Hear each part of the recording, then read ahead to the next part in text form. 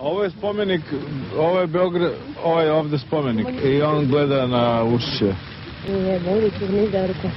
Ovo je slabost Beograda je što ne koristi dovoljno prednost što je na dve reke. C'est une place qui, sous le soleil en été, doit être absolument magnifique. Mislim da je ovo mesto koje pod suncem preko leta mora da je apsolutno fantastično. Ovde ima, ovde znači brdo, znači planine, planinski deo je, zato se zove Kale Megdan, Kale je brdo. Ici du spécialisé pour ça que ça s'appelait Kale Megdan parce que ça vient d'un mot turc, Kale, qui désigne en fait les vallons, les montagnes. To su bili Turci u stvari. Ja želim da vam poklonim dve srpske reprezentacije. Vous devez certainement posséder da ima na svetskom prvenstvu. Je voudrais en fait vous offrir une version serbe. Ovde ispred spomenika francusko-srpskog prijateljstva. Devant le monument de l'amitié franco-serbe. Sa njegovim imenom i godištem rođenja je. Il y a votre nom et l'année de naissance. Od čega vi živite? Od poslaničke plate ili od nečeg drugog? Od nedostatka dokaza. A ti, Gordana, više nećeš imati na čijem ramenu da plačeš zbog izneverenja, kad te pritisnu izneverene ljubavnici ili one koje to nisu ni postale.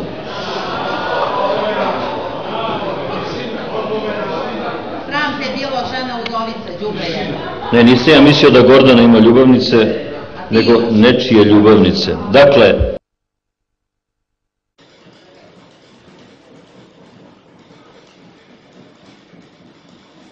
ja najpre zbog YouTube-a da pokažem cipelo od 700 evra.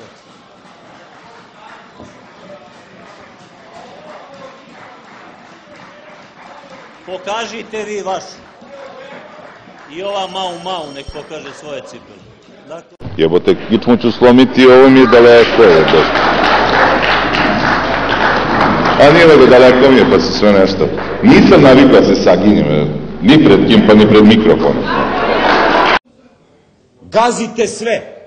I još izađe neko ovde pa nam priča govor mržnje. Pojma nemate ni šta je govor mržnje. Ti će mi kažeš šta je govor mržnje. Ti, meni koji sam pisao knjiga o govoru mržnje. Ti će mi kažeš šta je govor mržnje. Molim vas, ne obraćajte se... Sram vas bilo. I molim vas... Sram vas bilo, uništavate Republiku Srbiju. Izričem vam opomenu. Predsjednica parlamenta Slavica Đukić-Dejanović imala je danas pune ruke posla. Poslanika Srpske radikalne stranke Srboljuba Živanovića udaljila je sa sednice, dok je opomenama kaznila lidera Lige socijaldemokrata Vojvodine Nenada Čanka, Nove Srbije Velimira Ilića i Gordanu Poplazić iz Srpske radikalne stranke. I ne mogu da ćutim pred tim, da ako može sa ove govornice da se kaže da je sramota biti musliman u Srbiji, to znači da ćemo koliko sutra doći u poziciju da ljudi počnu da se dele i ubijaju po nacionalnoj osnovi, a to smo imali čast i zadovoljstvo videti proteklih decenija na ovim prostorima od onih koji su kao Ilić, magistar Velimir se pojavljivali kao veliki zaštitnici srpstva. O čemu mi ovde razgovaramo? Razgovaramo o tome da je ova skupština uništena, da je Srbija kao demokratska država gurnuta u blato i glib, zahvaljujući dripcima kao što si ti. I tu da budeš vrlo svesna, ti ovo govorim posle svih, neću da se začutim, neću da začutim zbog toga, to uzmite mi. Prekidam sednicu. Ovo je član 105, ovo što on sad pokušava da uradi. Veći deo sednice poslanici su se bavili direktnim prenosom i kritikama na račun prvog čoveka RTS Aleksandra Tijanića nakon odluke da prekine prenos sednice uz ocenu da je snimanjem izjave lidera Nove Srbije Velimira Ilića sa skupštinske govornice legalizovan najteži oblik kršenja Ustava, zakona i Evropskih konvencija o rasnoj, verskoj, polnoj, nacionalnoj i građanskoj jednakosti građana. Ja sam iznenađen ovakvom reakcijom javnog servisa, jednog čoveka koji je bio sluga u svim režimima koji su postojali i koji je od mene tražio da se ja ponašam i parlament onako kako on hoće. Taj isti čovek je, koji je bio ljubimac i Slobodana Miloševića, i Mire Marković, i Vojislava Koštunice, izrekao onu zlokobnu rečenicu: ako Đinđić preživi, Srbija neće.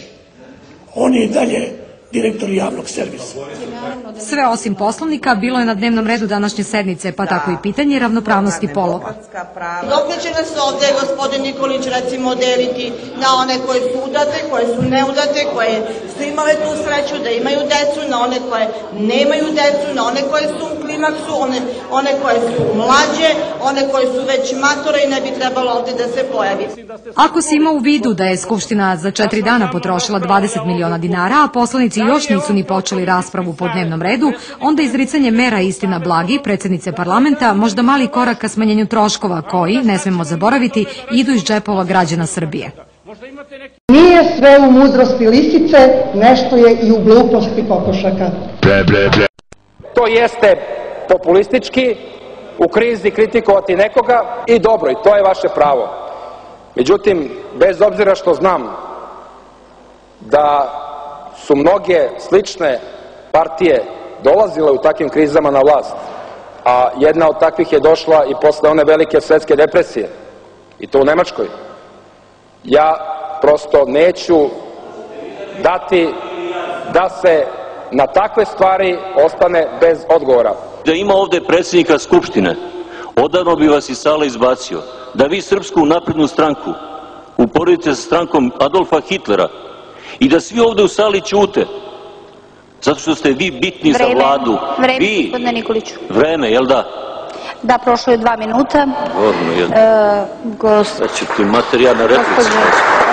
Predložit ću da se u ovoj Skupštini uradi alkotest i da oni koji ne prođu alkotest ne mogu da prisustvuju sednici. Ja sam odmah otišao u ambulantu skupštinsku i oni su uzeli krv, pozvali ekipu i dali na ispitivanje. I otišao sam na VMA i na lični zahtev platio, uradio i Vojno-medicinska akademija u Beogradu izdala mi je zvanično, evo, uverenje da je 0,0 nema prisustvo nikakvog alkohola, nigde ništa. A ja sad tražim za njih test. Ko se od njih drogira? Ko je narkom? Prvi put sam doživjela da mi u skupštinskoj sali priđe ministar i moju diskusiju završi komentarom "Džukelo jedna".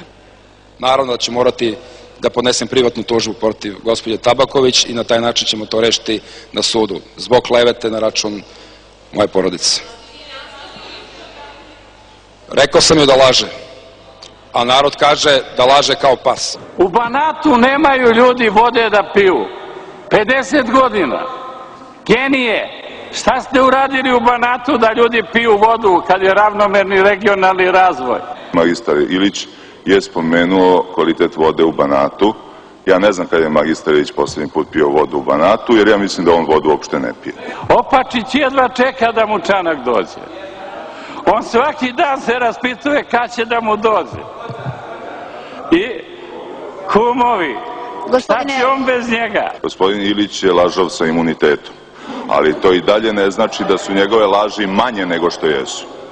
Ja i vas molim da koristite prikladne termine. Niste počeli sednicu time da pitate gospodina Dinkića zašto je došao ovde da se fizički iživljava nad gospođom Tabaković. Ja vam kažem, dođite sad, gospodine Dinkić. Aj sad. Lako je nju. Ne možete da. Dođi, jedva čekam. Pauza 15 minuta. Što se tiče Nenada Opačića, ja moram reći da vi imate perut, a i smrde vam noge. To otprilike ima isto veze sa diskusijom koliko i Nenad Opačić sa ovim što sam ja govorio o situaciji u glasanju u ovoj skupštini i u vezi sa izborom direktora javnih preduzeća u Novom Sadu od strane odbornika kojima nije verifikovan mandat. Ja ću reći još jednu bitnu stvar. Ovo što sam sada uradio, povredio sam Poslovnik, ja to znam. Povredio sam Poslovnik u članu u kome se kaže nije dozvoljeno spominjati stvari iz ličnog života i koje se vezuju za poslanika lično. Ja se izvinjavam gospodinu Todoroviću, izvinjavam se njegovoj posiji. Hvala najlepše. Hvala gospodinu Čanku, gospodin Tomislav Nikolić, po Poslovniku, molim vas. Gospodine Čanak, replika. Pretpostavljam da ste prolazeći došli do nekih mirisa. pa ste pogrešili. Evo, ja ću vam dozvoliti da dobro omirišete sve, pa da utvrdite da li je taj vaš sud bio ispravan. Sad ću ti se krvi napiti.